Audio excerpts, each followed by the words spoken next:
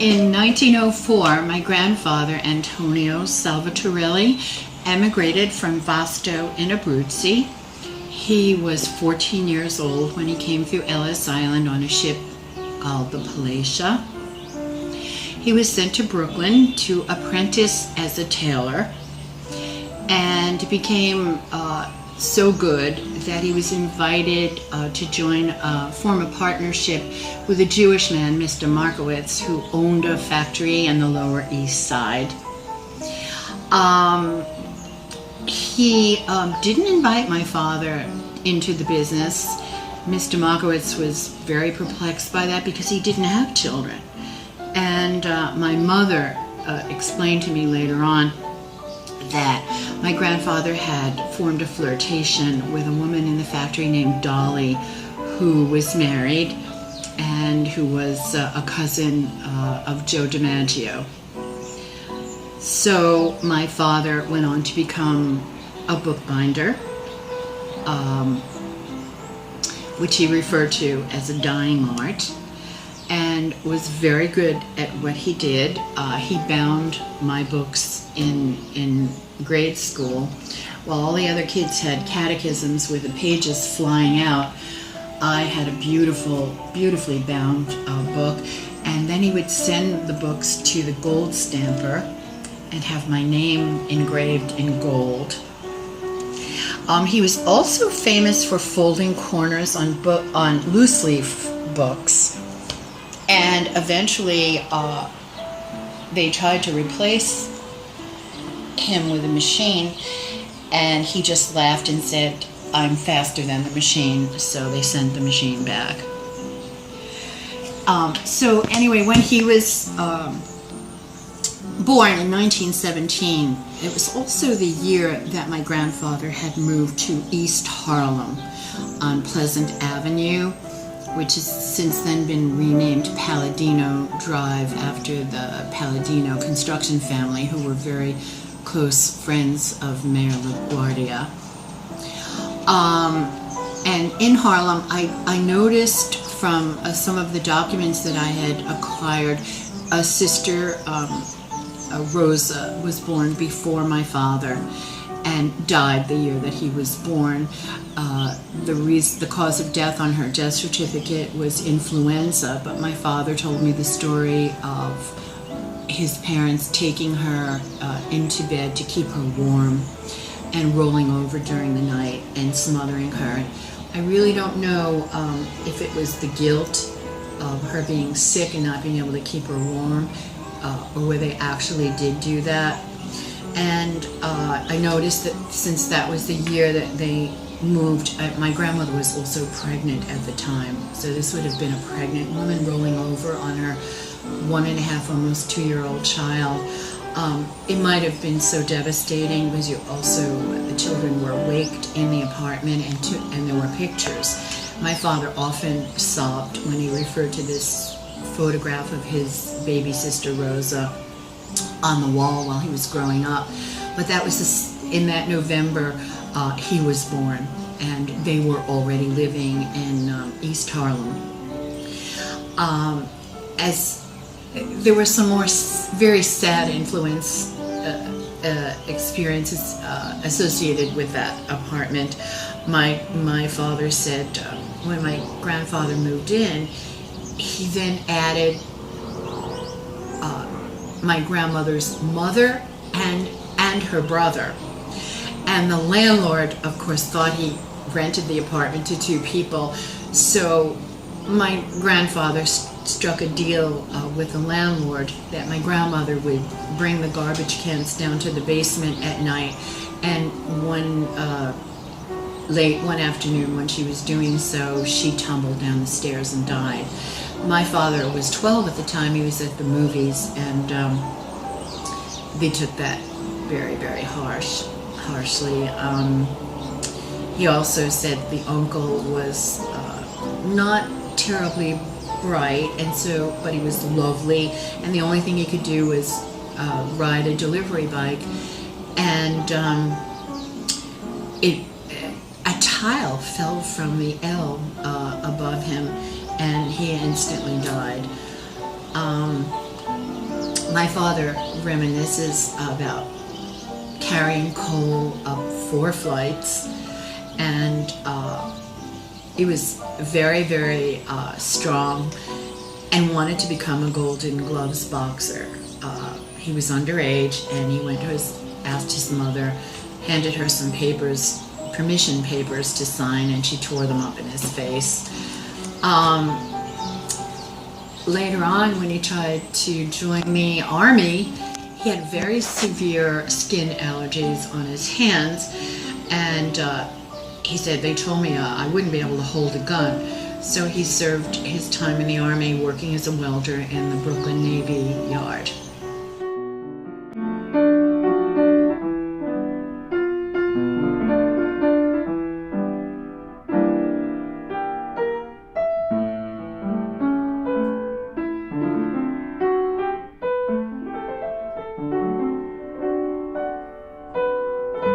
In the course of writing memoir and applying for dual citizenship on my father's side through my grandfather, Antonio, I discovered a discrepancy, one of those great moments, aha moments you have when writing memoir that cause you to piece things together and come up with a narrative that may or may not be true. But I discovered that my grandmother was still alive the time that my father was married. But studying his wedding photo as he came out of the church and my grandfather was walking right behind him in the picture, I'm wondering, where is my grandmother? And when I asked my father, he just responded very sadly that she was a very sick woman. I pushed that a little harder and learned that she had suffered many miscarriages. And it just so happens also on that day, my mother tells the story of my grandfather slapping my father across the face in front of her. I can only imagine what the reason for that may have been. Probably just keeping my father in place, reminding him who the boss is, asserting his authority. Maybe he was very upset at his wife's absence at this big party. The most profoundly revealing story about my father took place when I was 12 years old, and he was driving us, my brother and I and my mother, to Miami Beach, Florida in his brand new 54 Chevrolet, the yellow bottom and the green top. And he pulled into a gas station in North Carolina, and a gentleman walked up to the window and said, "What are you doing here?" And my father said, "What do you mean? I'm here for gasoline." And he said, "You don't belong here. This station is owned by a black man." And my father just very calmly said, "Well, this guy has to make a living too." and he slowly rolled up his window. The car was not air conditioned. It was very, very hot. And I got out and proceeded to the restroom, and in the restroom door had a big sign that said whites only. When I was in college, I came home one night very late with my friend John from a date, and we camped out on my bedroom floor and had candles lit all over the room. And at one point I could hear my father getting up and stopping in front of my bedroom door and said, "Just don't start a fire, okay?" And proceeded to go back to bed.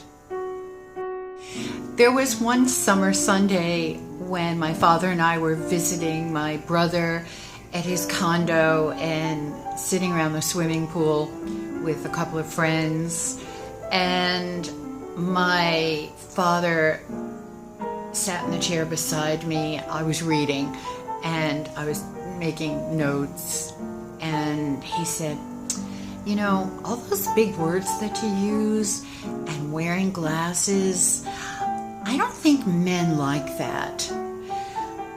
I think this was his way of saying, you're in your 30s and you're still not married, and I can't possibly believe that that might be by choice.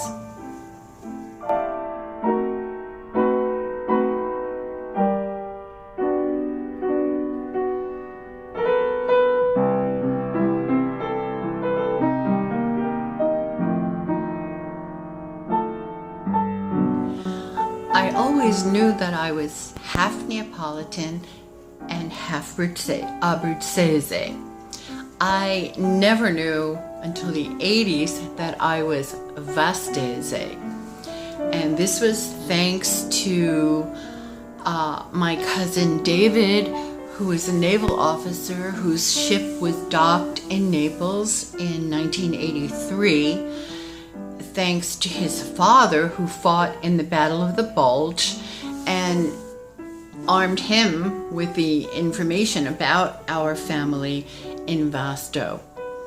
After the Battle of the Bulge, which actually got its name from General Patton when he was speaking to a journalist who needed a good name for that battle, and the word bulge just came to General Patton, and that's how it became the Battle of the Bulge.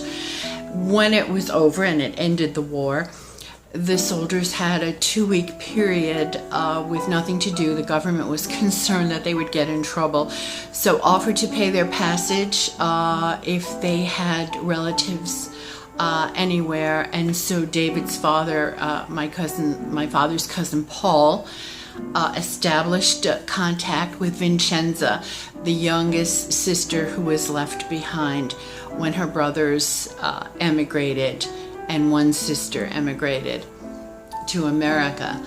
And Vincenza then became the Marchinos.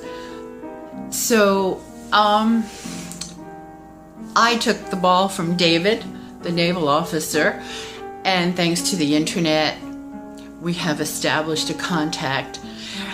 I love the word vasto because it has the word vast in it, which means towering, broad, massive, boundless, which is how the events and the people and that have joined and separated us from our roots in Vasto have felt.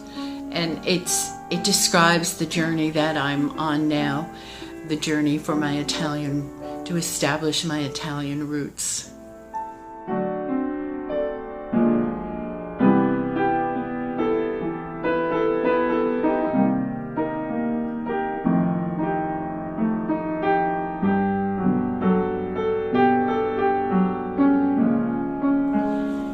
Because my father lived so long,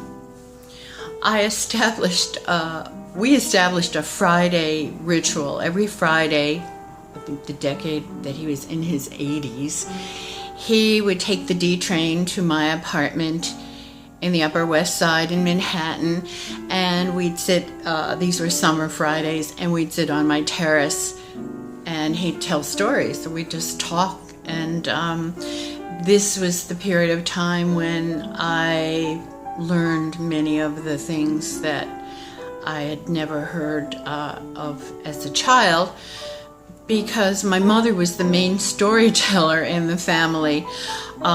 They were sort of a Dionysian and an Apollonian force. I love those terms because they describe my parents so well. My mother being the Dionysian and my father the Apollonian.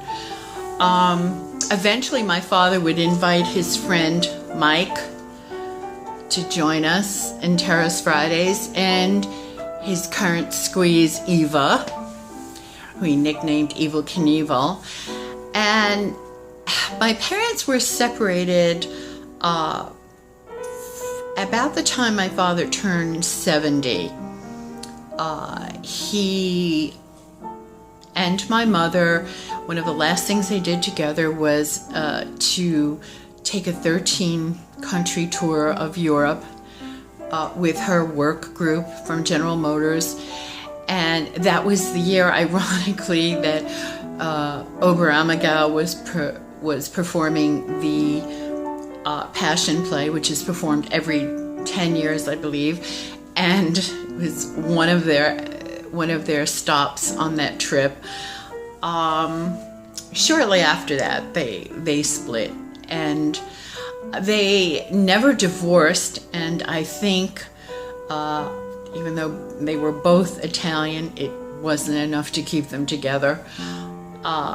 Eventually, my mother was going to divorce, but she didn't. And eventually, my father began dating, and that transition was a lot easier for him. He became something of a chick magnet in his 70s and 80s and 90s. There's such a long list of long-term relationships that he had, one at a time, with very nice women. I actually had to create his own website to keep track, which you can visit if you like. It's myitaliandad.com, myitalianfatherslife.com, and myfatherslife.com.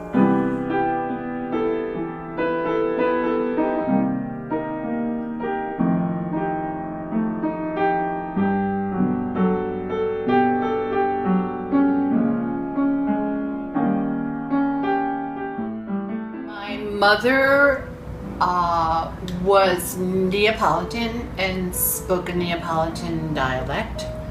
Her big thing was education, because she was held back tremendously by my grandmother. My mother was a great storyteller, and so I definitely get my storytelling tendencies from her.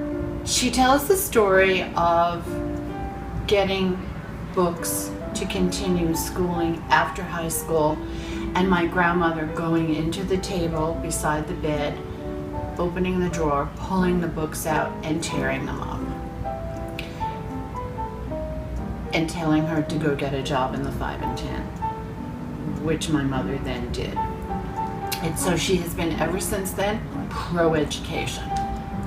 She grew up in the streets of East Harlem and was tormented for being Italian by this Irish girl who's calling her Guinea and Wop. And so she said, one day I just couldn't take it anymore. I hauled off and I punched her in the mouth and knocked out her front tooth. And my grandmother dragged me, my grandmother dragged her over to the girl's house to apologize.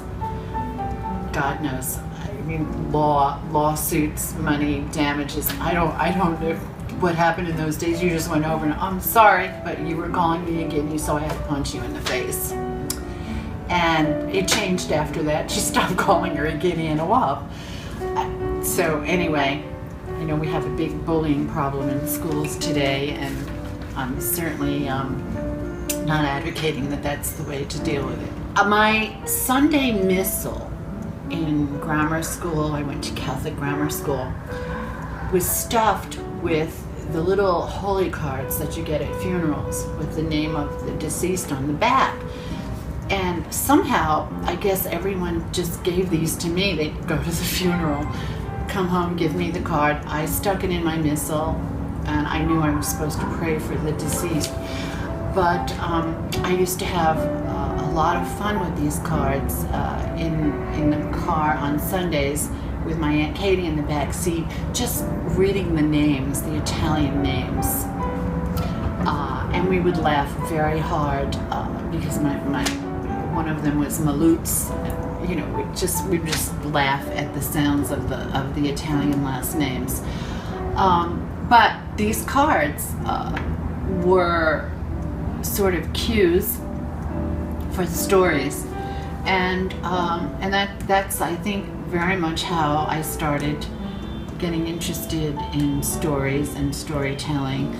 My mother could narrate about anyone, and I sat around many tables listening to old people talking. I found the gestures, the faces, the language. I loved it. My mother got a job in her early 50s, got hired working for a Fortune 500 company for General Motors at the same time that I started working for a Fortune 500 company for NBC TV.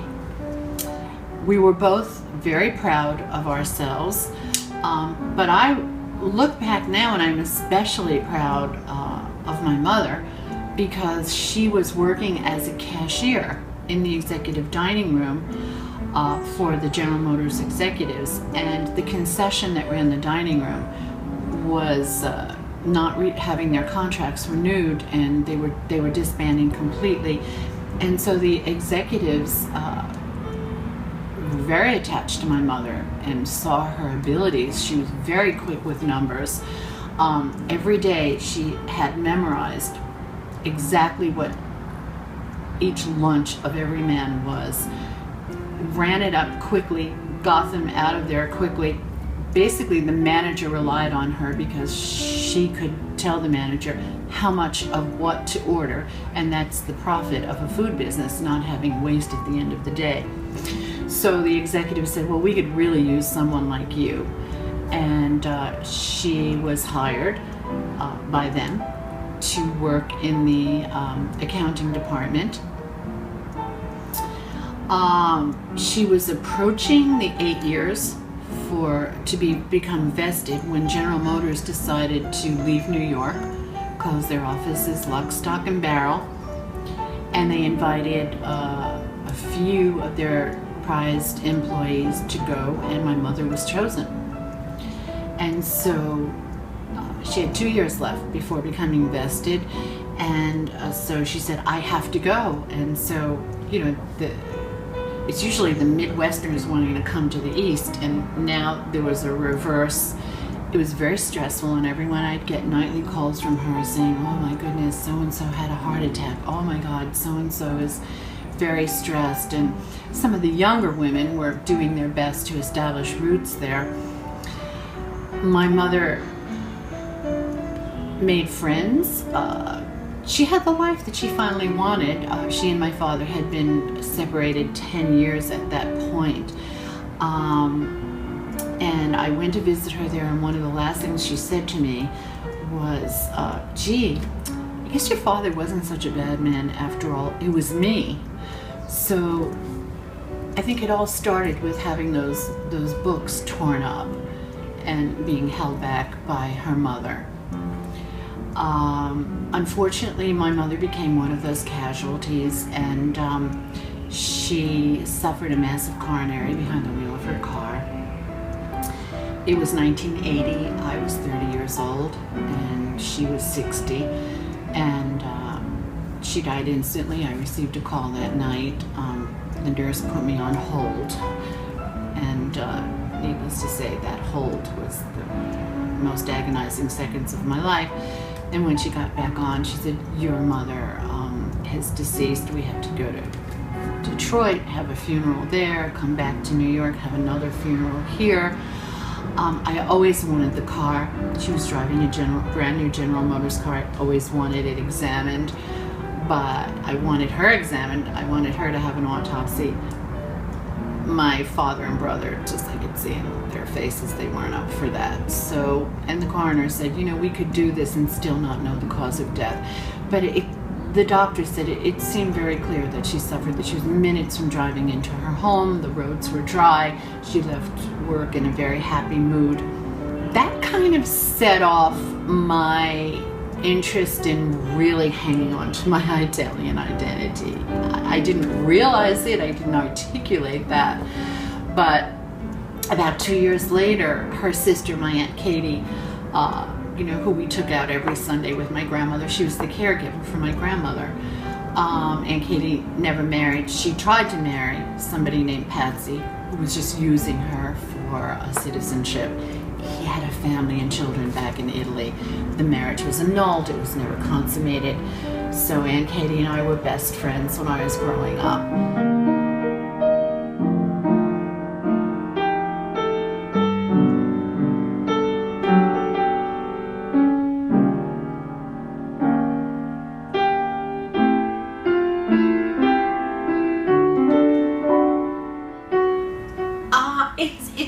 It's a given when you're Italian.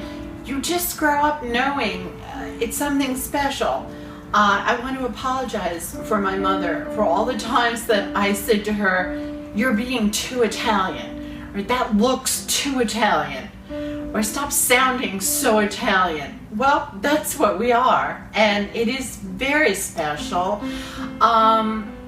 I think I just took it for granted, and there's a point in your life in which that turns around, and it's been doing that for me for a long time.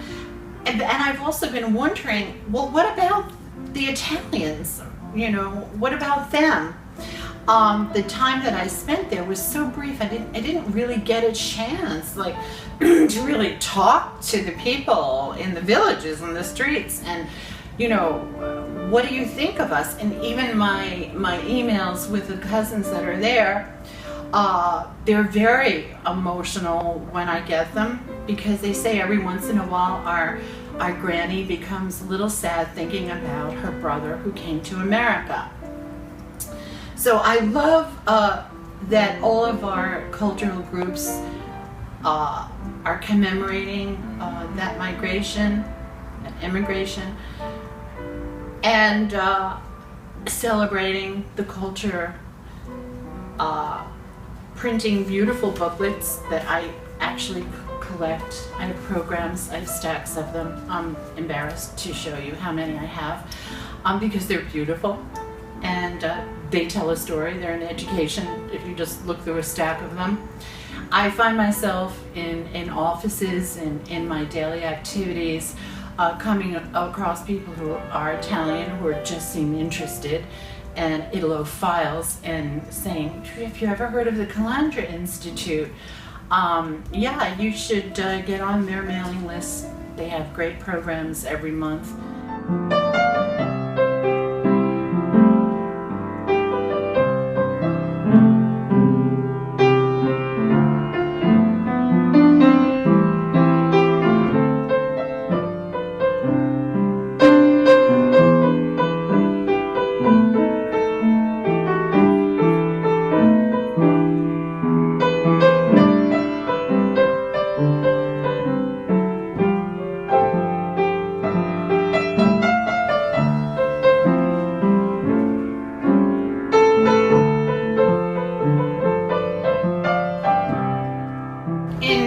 Grammar school and high school, college, I studied Dante and Boccaccio and all of the classics. And then in college, you really start opening and expanding the search for identity. I was reading Toni Morrison. I was reading James Baldwin. I'd never heard of an Italian American writer. So these were the writers I read, and then eventually I was reading Philip Roth, Portnoy's Complaint, Erica Jong, Fear of Flying. I mean, these books were like, wow, opening my consciousness. I loved the writing, and then it was Jane McInerney, Bright Lights, Big City. It wasn't until finally I started taking writing workshops, started talking to the other Italian women in the organization in the 80s.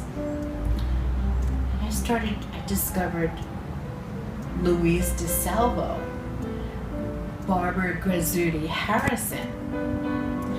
I met Daniela Giuseppe in person, became friends with her. I heard about John Fante. Writers like John Fante and Barbara Grazzuti Harrison and all of the writers I just mentioned become the way I felt when I discovered music that I liked. You got every album in the order in which it came out. And so here's my Fante collection.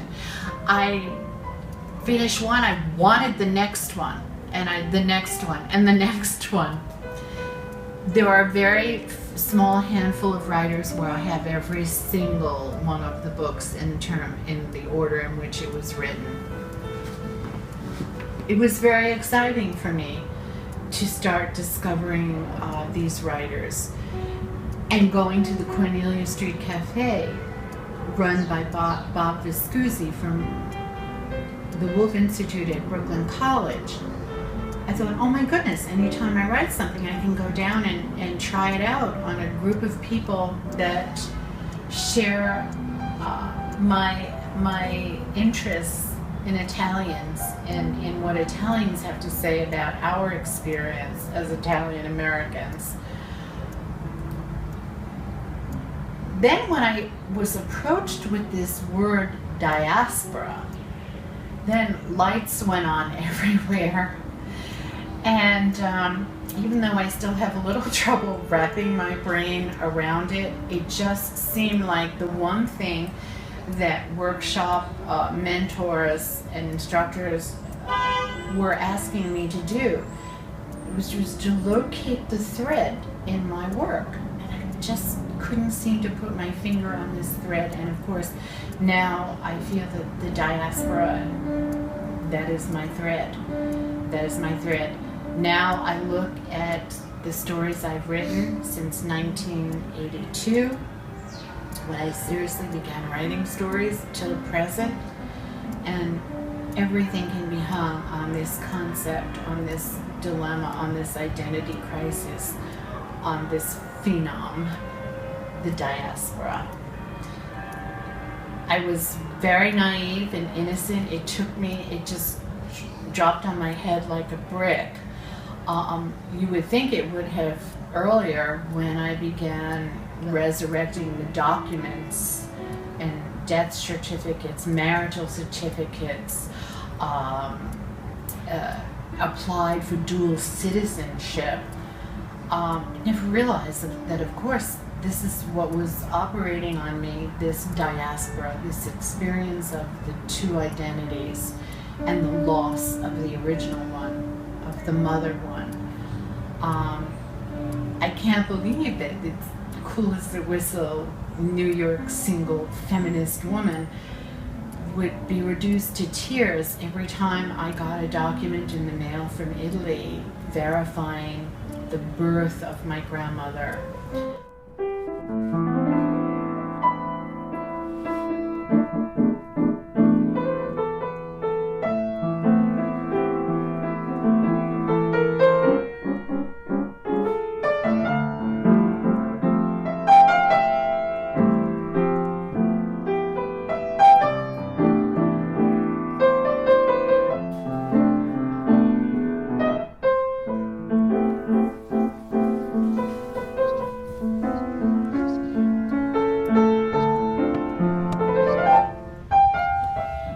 Going to East Harlem, where my father was born.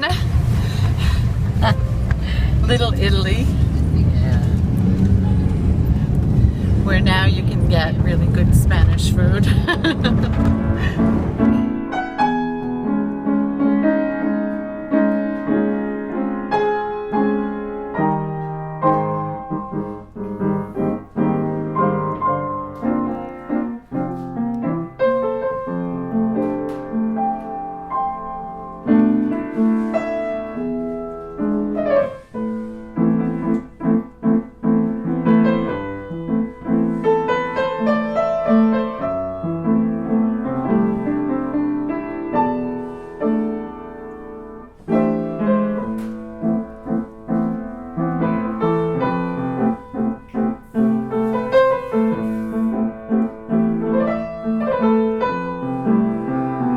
Father went to church and tells the story of his mother watching him from the third floor window, and he waited till she went in and scrammed out of church.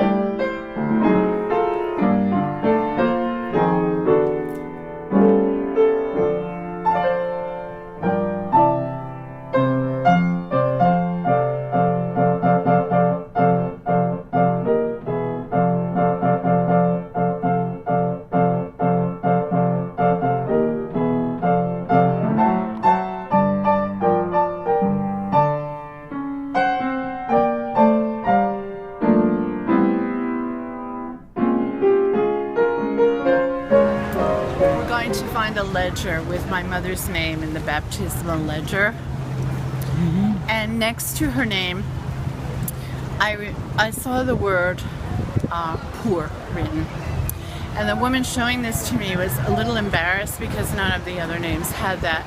I assumed it meant when she was baptized that a donation was expected and the family couldn't do that. Here my grandmother was crocheting handkerchiefs to feed her family. Can you imagine how many handkerchiefs you had to crochet at that time in the mid-1920s to feed 5 children?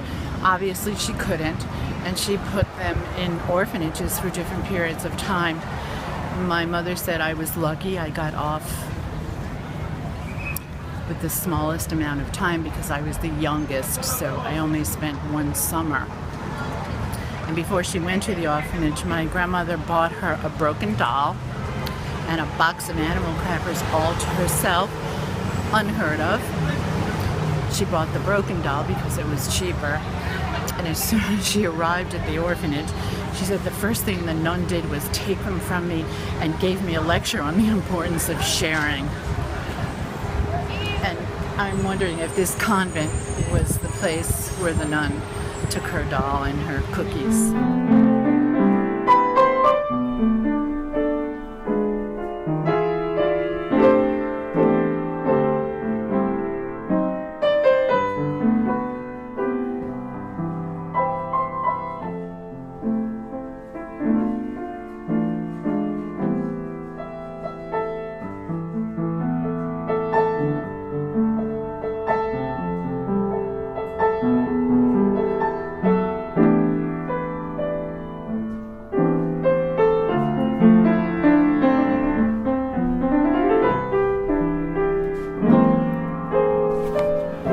I'm inside Mount Carmel Church on Arthur Avenue in the Bronx right now with Professor Margherita Ganeri, and I'm telling her this is where I spent my childhood Holy Thursdays with my mother and my aunts.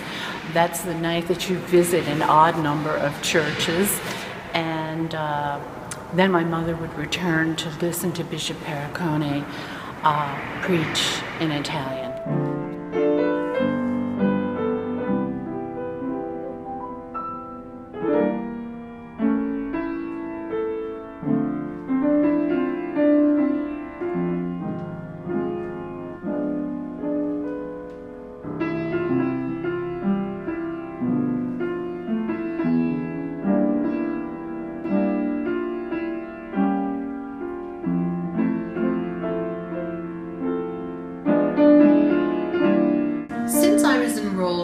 adult general studies evening program and working as a secretary in the Department of Languages and Literature, Art, and Theater, I was eligible to enter short-term therapy at St. Luke's Hospital, available to Columbia University students for free. I'd barely gotten through my second session when the women therapist, whose name I have completely forgotten or blocked, said, "Do you have any idea how you sound when you talk?" I felt like a cub stepping into a trap as I replied, "No, how?" "Dramatic." The word trickled out of the sides of her mouth like blood from a vampire. I wished I had said, "I'm Italian. We all talk like that. It's in the genes." There's a study somewhere, I'm sure, stating that we're dramatic, prone to screaming, yelling, exaggerating, interrupting, and creating trouble art Madonnas and babies. But I couldn't stand being neurotic any longer, so I shut up and found another shrink, Dr. Maxine Antel, and embarked on a long-term, expensive 11-year journey to uncover what went wrong after news I was born Italian.